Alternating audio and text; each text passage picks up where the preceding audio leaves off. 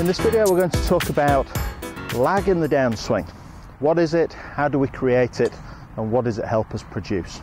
Well, lag in the downswing is something that's talked about a lot, and it refers to the ability to get the club head to lag behind the hands and the club handle in the downswing. So we're able to maintain arm to club shaft angle. We create a pulling motion with the arms towards the golf ball with a forward shifting and rotating body action. And the more lag we create, the more through impact, as the club is released, the momentum of the golf swing takes over, the club head weight releases the club head out to the ball.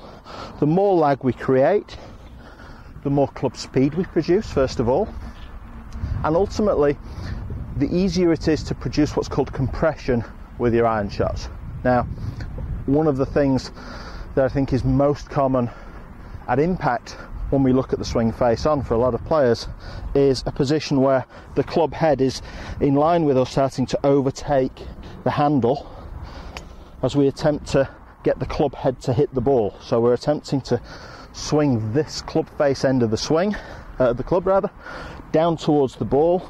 We want to get it there early, and as a consequence the club head will overtake the club handle, will add loft to the club face, so we get a higher flight which reduces distance in iron shots. We're also throwing away club speed before impact, so the club is not going at its maximum speed as it arrives at the ball. So lag is very important for a couple of reasons. This very quick drill is something that you can use on the range to help get the feeling of creating more lag. So from a backswing position, we're going to feel this downward pulling of the arms, and I've got a stick here lined up, and this device, Swing Plane Perfect, has allowed me to set this at a very specific angle. So I've tuned this into 10 degrees forwards, which is a great position for the club shaft to be in through impact. If we can get that 10 degrees of shaft lean in there, we're going to get a lot of compression on the ball. We're going to hit a very solid shot. We're going to get a more penetrating flight, and we're going to hit our iron shots a lot further.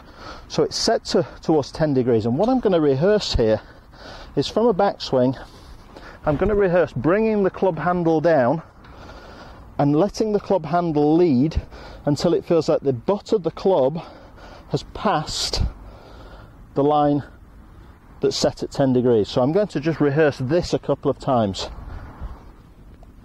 trying to take the club handle through that line. Now, as a rehearsal, that's going to give the feeling of the wrist being very hinged, the club head being a long way away from the ball. It's almost like we're intentionally holding the club back away from the golf ball.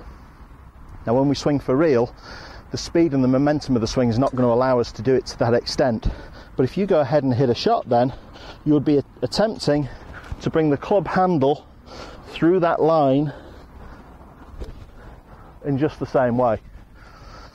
And you'll find when you do that, you get a very fast, loud swish down at the bottom of the swing where the golf ball would be.